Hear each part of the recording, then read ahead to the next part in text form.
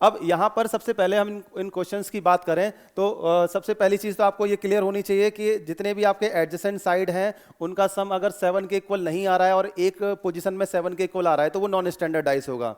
इस वाले एग्जांपल को हमने समझा था कि यहाँ पर देखोगे तो 5 और 2 7 आ जाएगा, लेकिन इसमें किसी भी एडजेसेंट साइड का सम 7 के इक्वल नहीं आएगा। तो अगर ये नॉन स्टैंडर्ड है तो इसकी दूसरी पोजीशन भी आपकी क्या होगी, नॉन स्टैंडर्ड ही होगी। अब यहाँ इस इंफॉर्मेशन के बेसिस पे जब हम फर्स्ट एग्जांपल को देखते हैं तो केस 1 और केस 2 हमारे माइंड में रहेंगे हमेशा। केस 1 केस 2 क्या था, जब वन साइड कॉमन होगी, और केस 2 क्या था, जब टू साइड्स कॉमन होंगी। अब इन दोनों डाइस में अगर हम देखेंगे तो आपका कौन सी साइड कॉमन है, आपका 6, यहाँ पर भी आपका 6 कॉमन है, तो वन साइड कॉमन है इन दोनों में। वन साइड जब भी कॉमन होती है तो 6 के ऑपोजिट में हमें पता करना है। ये इंफॉर्मेशन हमें 100% ट्रू मिल जाएगी। क्यों? क्योंकि 6 के ऑपोजिट आपका क्या होगी, रिमेनिंग साइड।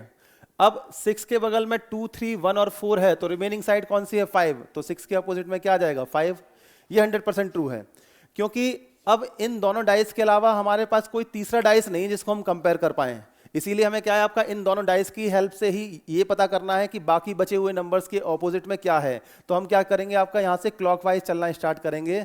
तो 6 के क्लॉकवाइज चलेंगे तो क्या मिलेगा, 3, और यहाँ पर आपका क्या मिलेगा, 4। तो 3 के ऑपोजिट में क्या आ गया, आपका 4 आ गया।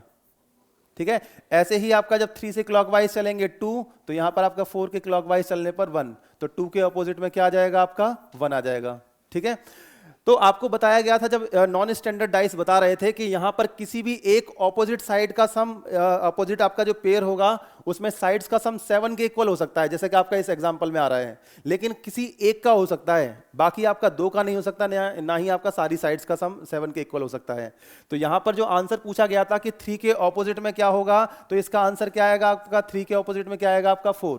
तो यहां पर इस फर्स्ट वाले क्वेश्चन का आंसर क्या आ जाएगा, 4 सही हो जाएगा। सेकंड वाले क्वेश्चन में ये पूछा था कि 4 के ऑपोजिट में क्या होगा, तो यहां पर यही सेम पूछ लिया है, तो 4 के ऑपोजिट में हमारा क्या आ जाएगा, 3। अगर पूछ लेता आपका 5 के ऑपोजिट में क्या होता तो 6, वो भी हम बता देते। तो ये वाला एग्जांपल सभी को क्लियर है। अब इसी बेसिस पे सेकंड वाले क्वेश्चन पर चलते हैं। सेकंड वाले क्वेश्चन में अगर आप देखोगे तो 5 यहां भी कॉमन है, यहां पर भी 5 के बगल में 2 और 4, 1 और 3 हैं, तो 5 के ऑपोजिट में क्या होगा, 4। 6 तो आपका बगल में ना, तो 5 के ऑपोजिट में क्या हो जाएगा, 4।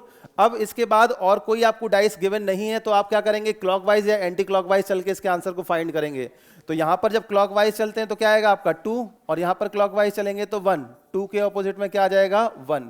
ऐसे ही आपका जब क्लॉकवाइज चलेंगे तो 6, और यहां पर क्या आएगा, आपका 3। तो यहां पर 3 के ऑपोजिट में क्या आ जाएगा, 6 आ जाएगा। क्वेश्चन में पूछा गया था कि 5 के ऑपोजिट में क्या होगा, तो इस फर्स्ट क्वेश्चन का आंसर क्या आएगा, आपका 4। फर्स्ट क्वेश्चन का आंसर क्या आएगा, 4। सेकंड वाले क्वेश्चन में 6 के ऑपोजिट में क्या होगा, तो आंसर क्या आ जाएगा इसका, आपका 3। तो यहां पर सेकंड वाले क्वेश्चन का आंसर 3 सही हो जाएगा। ये दोनों क्वेश्चन सभी को क्लियर है। ये आपके बेस से किस पे, आपका ये नॉन स्टैंडर्ड डाइस पर बेस्ड क्वेश्चन है, और 2 पोजीशन गिवन होंगी तो बड़े आराम से हम पता कर लेंगे किसके ऑपोजिट में क्या होगा। आगे इसके थर्ड एग्जांपल पर जब हम चलते हैं तो थर्ड क्वेश्चन में आपको ये गिवन था 1 3 5 और 1 6 3। इन दोनों डाइस की पोजीशन को जब हम कंपेयर करेंगे तो यहां पर हमें ये मिलता है कि यहां 2 साइड आपको कॉमन मिलेंगी, एक आपका 1 और एक ये 3। इस तरीके से यहां पर भी आपका 1 और 3 कॉमन मिली। 2 साइड्स कॉमन है, तो रिमेनिंग साइड कौन सी है, आपका 5, और 5 के ऑपोजिट में आपका यहां रिमेनिंग साइड कौन सी है, आपका 6। ये इन्फॉर्मेशन 100% ट्रू है। तो फर्स्ट क्वेश्चन में जो पूछा गया है कि आपका 5 के ऑपोजिट में कौन सी साइड होगी, तो इसका आंसर क्या आ जाएगा, आपका 6 आ जाएगा। इसमें कोई डाउट नहीं है किसी को, 5 के ऑपोजिट में 6 होगा, ये 100% ट्रू है। अब यहां पर ये पूछा गया था कि 1 के ऑपोजिट में क्या होगा, क्योंकि 1 जो है आपका 1 और 3 ये क्या है, 2 कॉमन साइड्स हैं। यहां पर हम क्लॉकवाइज एंटी क्लॉकवाइज नहीं मूव करेंगे। तो नॉर्मली अगर 1 के ऑपोजिट में पूछा जाता है तो रिमेनिंग साइड्स कौन सी बचती हैं 1 और 3 के, 2 और 4। ठीक है, तो यहां पर 1 के ऑपोजिट में 2 भी हो सकता है और 1 के ऑपोजिट में 4 भी हो सकता है। तो यहां पर फर्स्ट जो आंसर आएगा आपका आइदर 2 और 4 हो सकता है सही, या तो आपका इसमें नन ऑफ दीज गिवन होगा, नन ऑफ दीज, तो ये भी सही हो जाएगा आंसर। अगर ये आइदर 2 और 4 नहीं गिवन होगा तो नन ऑफ दीज आपका सही हो जाएगा, या तो आपका ये गिवन होगा डेटा इनसफिशिएंट, नहीं तो आपका ये वाला सही हो जाएगा। ठीक है, तो यहां पर डेटा सफिशिएंट नहीं है क्वेश्चन का आंसर फाइंड करने के लिए। इन तीनों में से कोई एक ऑप्शन में आपको गिवन होगा। जनरली आपका जो भी आपका ऑप्शन गिवन होता है उसके रेस्पेक्ट में हम आंसर कर देते हैं। तो ये थर्ड वाले क्वेश्चन का आंसर हो गया। इसके बाद अगर हम फोर्थ वाले क्वेश्चन की बात करें तो यहां पर 3 4 5 और 1 3 5 गिवन है। यहां क्या कॉमन आएगा आपका, 3 और 5, यहाँ पर भी 3 और 5, तो 1 के ऑपोजिट में क्या आएगा आपका 4, और 3 और 5 के ऑपोजिट में क्या आएंगे आपका या तो 2 या तो 6। तो इसमें फर्स्ट जो क्वेश्चन था उसमें आपका यही पूछा गया था कि 1 के ऑपोजिट में क्या होगा, तो इसका आंसर 4 है, और अगर 5 के ऑपोजिट में पूछा गया है तो यहाँ पर आइदर 2 और 6, आइदर 2 और 6। तो ये क्वेश्चन सभी लोगों को क्लियर है? ठीक है। अब इसके बाद हम मोर देन 2 पोजीशन की बात करते हैं कि जब आपका किसी भी डाइस की 2 पोजीशन गिवन, 2 से ज्यादा पोजीशन गिवन होंगी, या फिर आपका इसमें आपका एक टाइप का क्वेश्चन और भी फॉर्म हो जाता है, उसको भी हम लोग आपका डिस्कस कर लेते हैं इसके आगे नेक्स्ट एग्जांपल से। लिखिए इसके आगे,